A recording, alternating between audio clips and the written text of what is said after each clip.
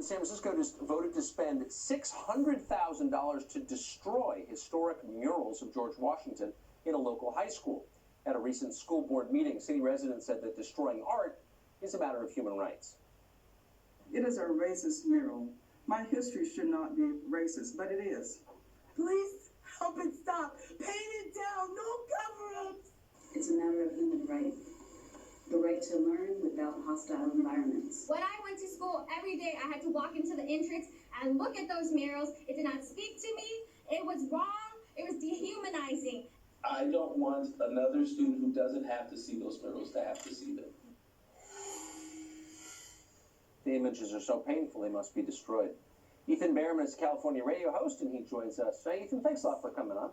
So, thanks for having me, Tucker. Did liberals decide it's okay to destroy art if politicians don't like it? Well, I don't know that that's exactly what was decided here. Actually, I wish it would have been able to be preserved and sent to a museum or a gallery, but it wasn't. It's actually painted right on the wall itself, and therefore the only solution, if it was decided in this case, I think, rightfully, because if you just saw the upset in the face and the emotions of the students, there's a lot of science there behind that type of implication of being in their face every day. Look, it's really important to note, Tucker, one key thing here. Science is showing. There's no science. There's no science. The science of self-esteem is actually bogus. But hold on. You're saying so people don't like it, so it must be destroyed. So if I don't like a piece of art, can I petition my representative to destroy it as well? I mean, what? No. So what's the rule? Come on, Tucker. So here we have a picture that was historically accurate that showed President George Washington with his slaves, with dead Native Americans, and we have students at this school who are Black Americans, who are Native American descent, who are Mesoamerican, and to see that every day when you walk into school, to be in their face that this is who you are, you're a slave, you're to be murdered because you were standing up against, well, the Americans taking over your territory. Mesoamericans, hold on, Mesoamericans have no role in the mural at all. I mean, that's a completely separate category. I don't know what that has to do with any of this, actually. But that's not what the mural says. The mural is not celebrating the murder of anyone, actually. It was painted by, as you know, a communist who later moved back to the Soviet Union who was trying to highlight the downside, the other side of the Washington's legacy. So it's trying to be historically accurate, which I think no one would dispute that it is. But the broader question is, it's art. It's being destroyed because the left doesn't like the message. Why is this different from book burning? It is quite different from book burning, and here's why. Wow. Because we study about George Washington in our history books. It's important.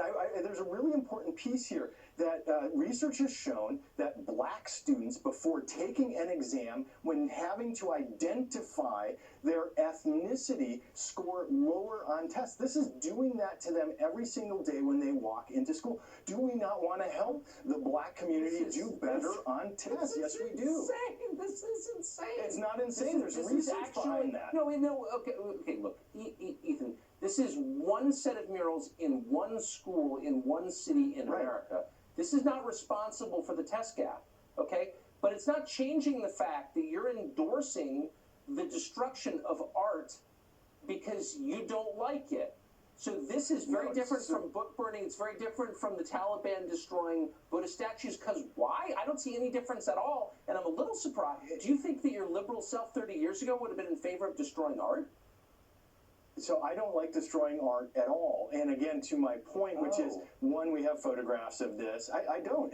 But this has a different place. This is a piece that we have pictures of. I wish it could have been moved. It couldn't. We learn about George Washington in our history books. We're not deleting George Washington. We're removing one specific mural in one school where people were having a very strong reaction to it. And again, there is evidence to support that reaction. Imagery, so if I walk in, if people walk into a can suppress test scores.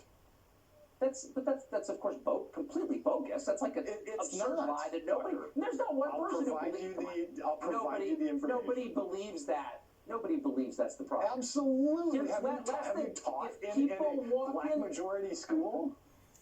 You've got to be kidding.